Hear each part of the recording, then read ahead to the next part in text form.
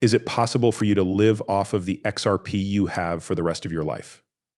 That's a very real possibility if you pay close attention to what we're going to talk about in this video. Fred Krueger, who has a lot of business knowledge and, of course, a lot of experience in the crypto space, has made some claims that cryptocurrencies will completely take over the financial industry in a way that none of us have ever seen before. There will also be very specific opportunities for all of us to take advantage of that, will make our lives much better, and allow us to live off of our cryptocurrency holdings, whether they're XRP, Bitcoin, or something else. Having said that, please hit the like button and let's begin. It's kind of like managing your money and collecting cash, right?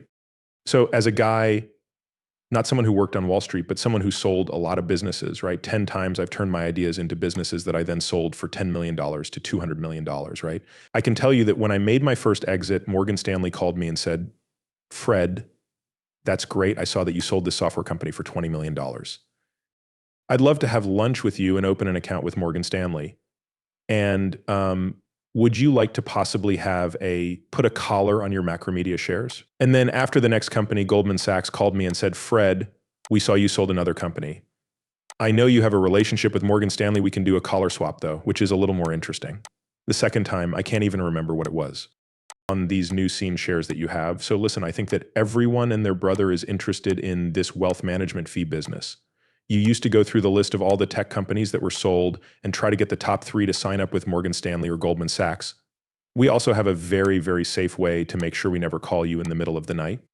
Aside from that, the fact that we're closed in the middle of the night is good for you since there won't be any cash calls then, right? We'll separate your risk so that your Bitcoin assets have a week to get ready. We will have more collateral on hand if we need it, and you will have time to get it. You might sell some stocks to come up with the money you need to pay off your Bitcoin. Okay, we might have to get a home equity loan though, if things get really bad. Okay, you know what you're going to sign a loan. This loan will be paid back by you. Okay, but since it's going to be through Merrill Lynch, you won't have to worry about danger.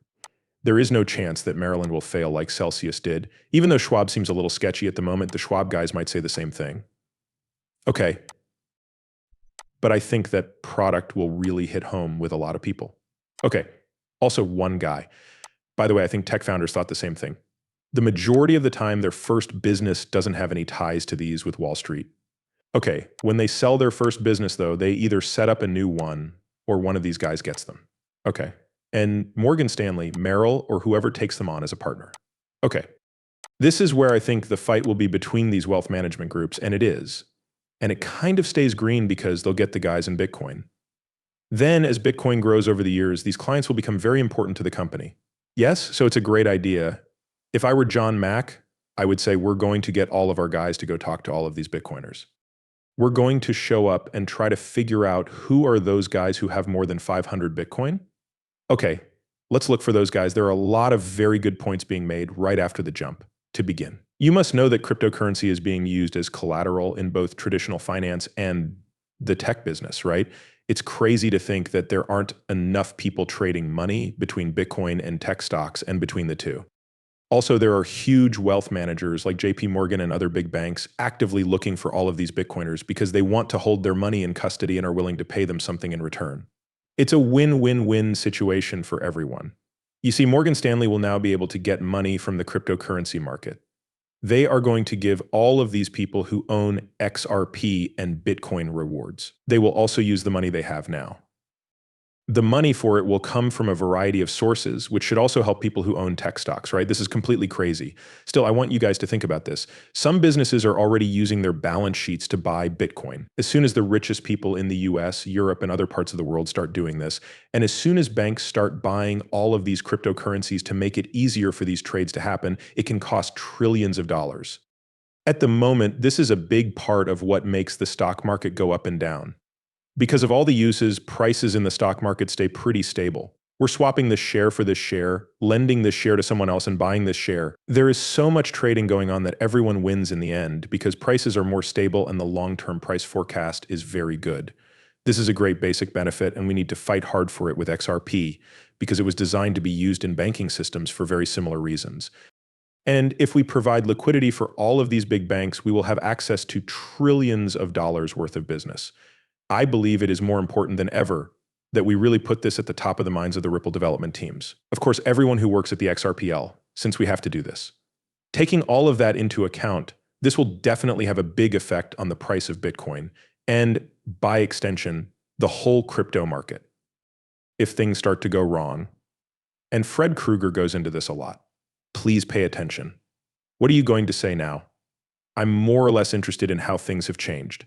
As for me, I look to Andrew to get a sense of where this ETF stuff is really happening and what the heart of it is. I could tell when this ETF first came out that this was Wall Street, which is always changing. Okay. And, ETFs they were so small in 2004, right? We went from having about 300 billion ETFs to having about 10 trillion ETFs. Also, I don't think many people realize how much the ETF traffic has grown as a whole. In the last 20 years, it's gone up 30 times, right? So, we now have a new way of managing wealth. Management by doing is out.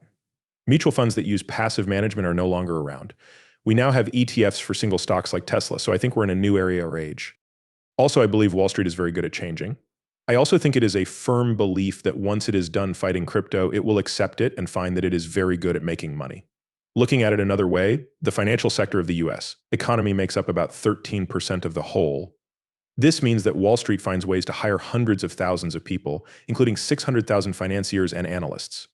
There are 600,000 of them in the US. That's a huge amount of people. Because of this, I'm sure they'll find ways to control people's Bitcoin so that they can lend against it. I also think that one of the things that I'm good at is that a lot of the people who follow me are big Bitcoin fans, all of them. All of them want to know the same thing: how can I live off of my Bitcoin without selling it? In other words, that's the main question, right?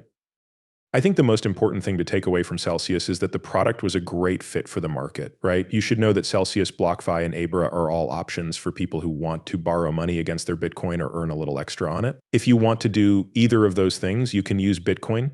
It's clear that the goods in the market fit right now. I don't think so. A lot of people will accept the next Celsius or startup. Let me explain. I believe Krueger makes a very strong case for how much crypto markets could rise in value in the future if they become more like the stock market. And to be honest, this is great because we don't want to get too involved with the stock market because we're afraid that getting too involved will kill the innovation that's going on in this space. But there are always good things about it too. Even though there is a Bitcoin ETF, which might be controlled in some ways, Bitcoin itself won't be. That's great. We now know that neither XRP nor Bitcoin is a security. That's reason enough for us to keep coming up with new DeFi applications and let bigger businesses like the stock markets and Wall Street know that we're here to stay, and you can either join us or get beaten by us. In the end, that's all there is to it. After all that, if you liked today's movie, please click the like and subscribe buttons.